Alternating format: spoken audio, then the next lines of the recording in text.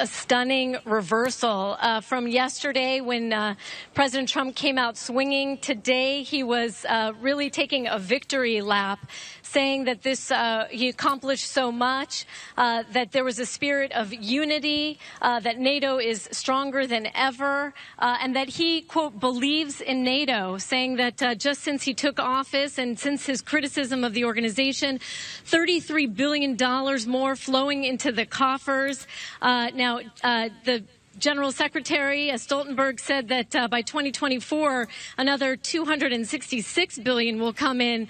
But Trump really saying that he believes in NATO, and then he took a variety of questions, many that came to him on the subject of his upcoming conference or summit, we should say, in Helsinki with Vladimir Putin. And there he said some things that will certainly rattle the NATO allies when he was specifically asked about whether he would reduce or cut military exercises in the Baltics. He said, quote, we'll talk perhaps. He said, quote, perhaps we'll talk about that. Now, that will not go over well. And when he was specifically asked if Putin is his enemy, he said Putin is a competitor, and he refused to really call him an enemy. He said he's not my enemy. And he said that it would be good if we all get along. Later, he was asked again if Russia is a threat to European security, and he said, I don't want them to be. Again, refusing to say really in the present tense that Russia poses a threat.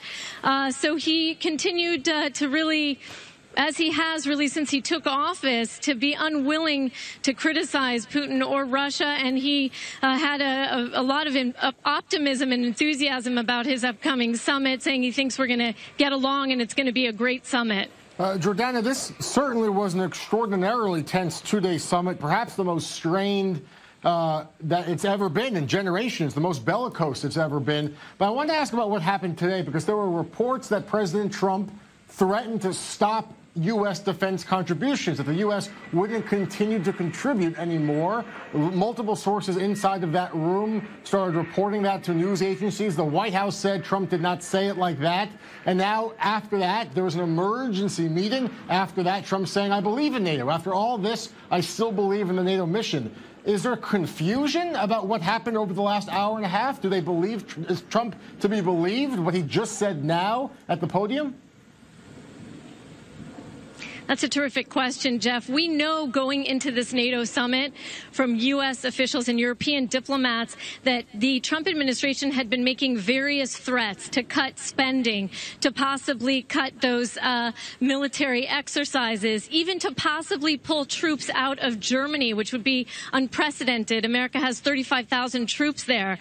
Now, some people saying those were all negotiating tactics, even pushing for the 4% levels of contribution to defense instead of 2%. Some saying those were all negotiating tactics, threats, and some certainly, and the president himself claiming victory that he got what he wanted.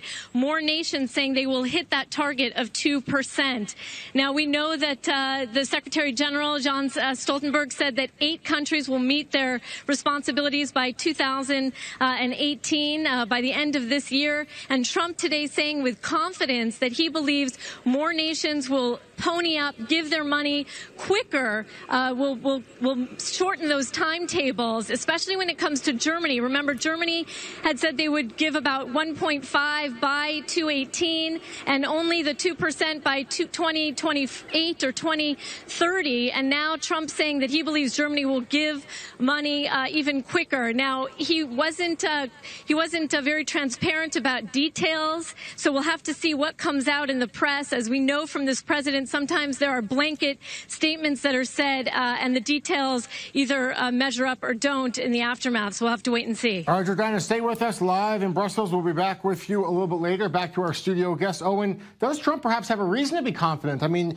Merkel, the German Chancellor Angela Merkel, who was the brunt of so much of the criticism, today she admitted Germany must do more. President Trump saying that NATO countries will at least increase defense contributions by $33 billion, perhaps it'll end up at $40 billion. They're going to really start reaching this 2% target faster than they wanted to, perhaps even up to 4%. Trump's pressure, is it working?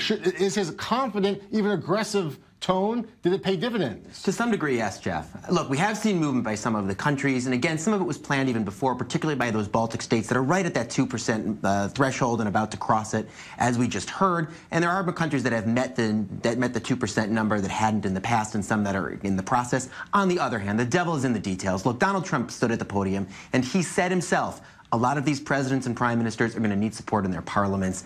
Not at all clear if all of them will get it. A lot of these are coalition governments, and they may need support from parties that might not give it to them.